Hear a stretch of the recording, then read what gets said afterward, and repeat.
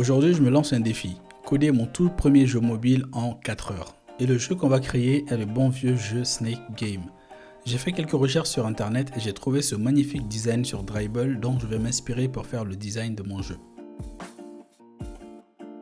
Je vais d'abord commencer par la grille. Pour le plateau de jeu, je suis parti sur une grille de 15 colonnes sur 20, ce qui me fait un total de 300 cellules. Et pour me retrouver plus facilement, j'affecte un numéro à chacune de mes cellules. Les numéros vont donc de 0 à 299.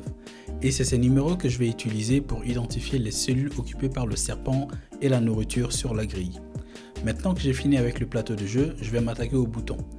On a 5 boutons en tout, 4 boutons directionnels et un bouton pour démarrer ou redémarrer le jeu quand on a perdu. En réalité, j'ai choisi ce design pour une seule chose, apprendre comment faire cet effet beaucoup trop stylé sur les boutons. Ça s'appelle le neumorphisme et j'ai toujours voulu apprendre comment le créer.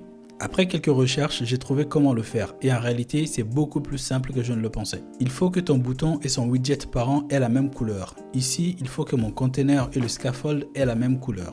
Ensuite, il suffit d'appliquer un shadow plus sombre sur les bords droit et bas et un shadow plus clair sur le bord haut et gauche de ton bouton. Et on se retrouve avec cet effet beaucoup trop stylé sur les boutons. Donc on va s'attaquer à la partie du haut. Je t'avoue que c'est la partie qui me fait un peu peur parce que ce design là, avec une ombre à l'intérieur, je ne sais pas le faire. Je ne sais pas du tout le faire. Mais on trouvera toujours une solution. Donc je reviens ici. Créer cet effet d'ombre intérieure dans un container a été la partie la plus compliquée de ce projet. J'ai modifié les ombres, les couleurs, les directions dans tous les sens, mais je n'avais absolument aucune idée de comment réaliser cet effet. Finalement, je me suis résigné et j'ai demandé l'aide de mon meilleur ami. G O O G L I Goulou goulou. Après quelques recherches, je suis tombé sur le GitHub d'un certain PS King qui a eu la gentillesse de rendre public le code permettant de réaliser cet effet d'ombre intérieure que je galère tant à faire. Merci PS King, je te dois un kebab. J'ai enfin fini avec le design de l'application. Maintenant, on passe aux choses sérieuses. Alors, pour rappel, j'ai une grille de 15 colonnes sur 20 lignes, ce qui me fait 300 cellules en tout. Je vais utiliser un tableau pour stocker les numéros des cellules occupées par le snake et ce tableau sera mis à jour à chaque fois que le snake va bouger. Au début du jeu, disons que le snake occupe les cellules numéro 20, 35, 50, 65 et 80. Il me suffit alors de changer les couleurs de ces cellules en bleu pour afficher le snake sur la grille. J'ai créé une fonction moveSnake qui sera exécutée toutes les 300 millisecondes pour mettre à jour la position du snake sur la grille. L'utilisateur peut choisir la direction dans laquelle se déplace le snake à l'aide des 4 touches directionnelles. Et bien sûr, pour chaque direction, on fera une opération spécifique pour envoyer le snake dans la bonne direction. J'ai donc créé une variable direction qui peut prendre les valeurs down, up, left et right pour stocker le sens de déplacement du snake. L'utilisateur pourra ensuite changer la valeur de cette variable en cliquant sur les boutons directionnels. Par exemple, si on clique sur la touche de gauche, la nouvelle valeur de la direction sera direction.left. À chaque fois que le snake se déplace, je lui crée une nouvelle tête. Le snake va donc grandir d'une cellule et pour lui redonner sa bonne taille, il me suffit de supprimer la cellule qui contient la valeur de la queue. Le seul défi qu'on a alors, c'est de calculer la position de la nouvelle tête en fonction de la direction. Si le snake se dirige vers le bas, comme j'ai 15 colonnes sur ma grille, il me suffit d'ajouter 15 à la position de la tête pour descendre d'une ligne. Cette nouvelle cellule est donc la position de la nouvelle tête de mon snake. Et bien sûr, je n'oublie pas de supprimer la queue pour que le snake garde la même taille. Si le snake va à droite, on ajoute 1 à la position de la tête. Si le snake va à gauche, on retire 1. Et s'il va en haut, on retire 15 à la position de la tête. Avec ces calculs mis en place, il suffit de cliquer sur les touches directionnelles pour envoyer le snake dans le bon sens. Si j'ai bien fait les choses, il me suffit maintenant de cliquer sur le bouton play pour commencer le jeu. Ensuite, je peux envoyer le snake dans le sens que je veux. Comme tu as pu le voir, le snake a disparu de l'écran une fois qu'on arrive sur les bords. En fait, il y a 2 variantes du jeu Snake Game. Dans l'une des variantes, on perd le jeu quand on touche les bords. Et dans l'autre, on peut traverser les bords pour apparaître de l'autre côté. Et c'est cette deuxième version que j'ai choisi d'implémenter. Là encore, on va faire quelques opérations mathématiques. Cette partie est aussi assez simple, mais ça risque d'être un peu lent à expliquer. Et comme je n'ai pas envie de te saouler, je vais donc t'expliquer uniquement comment passer à travers le bord du bas. Et je suis sûr que tu pourras gérer le traversé des autres bords tout seul. Si tu as bien suivi, tu sais que j'ajoute 15 à la position de la tête du serpent pour descendre d'une ligne. Avant de faire cette opération, il me suffit de vérifier que la tête du serpent n'est pas déjà sur cette ligne, le bord inférieur.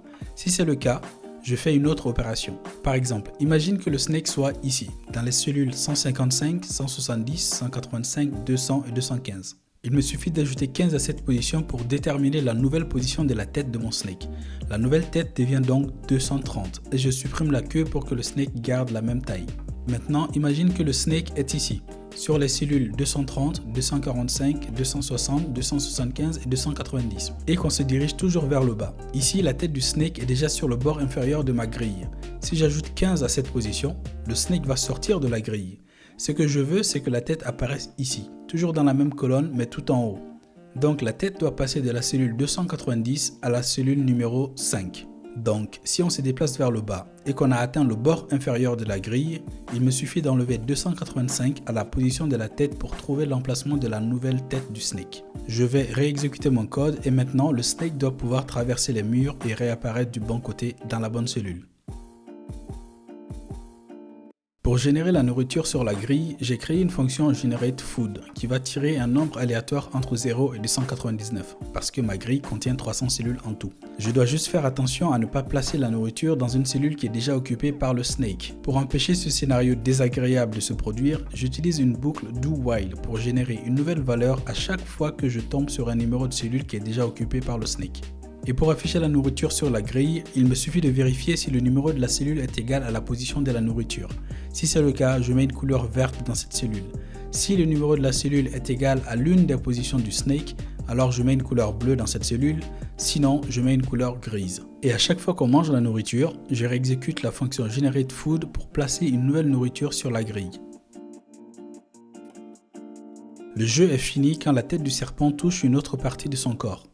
Comme toutes les cellules du serpent sont stockées dans un tableau, il me suffit de faire une boucle imbriquée dans la fonction GameOver pour voir si une valeur est en double dans le tableau SnakePoint. Si c'est le cas, c'est que la tête du serpent a touché une autre partie de son corps. J'ai installé le jeu sur mon vieux iPhone 7, je ne sais pas si tu vois grand chose, mais là si je clique sur le bouton Start, le snake se met à bouger et je peux l'envoyer où je veux avec les touches directionnelles. Je peux manger les nourritures. Si je mange une nourriture, le serpent grandit d'une cellule, je gagne 10 points et la nourriture est générée dans une autre cellule. Et ça fonctionne très bien. Je peux traverser les murs, tu vois, je passe de l'autre côté. Je peux passer par le bas aussi. Voilà, je sors en haut. Je peux manger le truc. Et là, il y a le score qui continue d'augmenter. 40 points. À chaque fois que je mange une nourriture, je gagne 10 points. Et si je touche une partie de mon serpent avec la tête par exemple, ici le jeu est terminé, game over et mon score est de 40 points. Je peux cliquer sur le bouton rejouer pour recommencer une nouvelle partie et j'appuie encore sur le bouton start pour que le serpent se mette à bouger. Donc ça fonctionne très bien et je suis plutôt content du résultat. Je pensais que ça allait me prendre 4 heures mais ça m'a pris un peu plus de temps, ça m'a pris 6 heures pour être honnête. J'espère que la vidéo t'a plu, si c'est le cas pense à me laisser un petit pouce bleu et abonne-toi à ma chaîne si tu aimes ce genre de vidéos parce que je compte en publier des vidéos comme ça toutes les semaines. J'ai plein d'idées de projets que j'ai envie de coder et je vais les filmer et les partager sur YouTube. Donc pense à t'abonner si tu as envie de suivre ce genre de trucs. En tout cas, merci d'avoir suivi ma vidéo jusqu'au bout et je te dis à dans une semaine.